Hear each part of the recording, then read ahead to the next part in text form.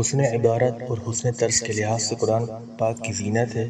اس صورت کی تلاوت میں ایسا اثر ہے کہ سننے والے پر بے حد خاموشی اور رقت طاری ہوتی ہے، کیونکہ تفسیر ابن کثیر میں لکھا ہے کہ یہ صورت اپنے حسن عبارت اور عمدہ طرز ادائیگی میں دلہن کی طرح آراستہ و پیراستہ اور مزین ہے۔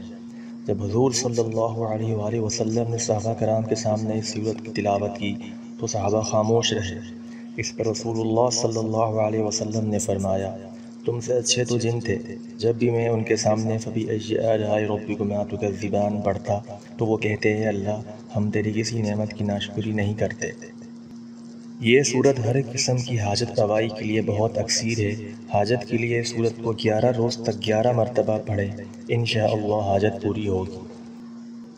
اگر کسی کے گھر میں موذی جانور رہتے ہوں، یعنی سانپ، بچھو وغیرہ، تو اس صورت کو 7 روز تک روزانہ 7 مرتبہ پڑھ کر پانی دم کر کے مکان کی دیواروں پر چھڑکے، انشاءاللہ موذی جانور وہاں سے ختم ہو جائیں گے۔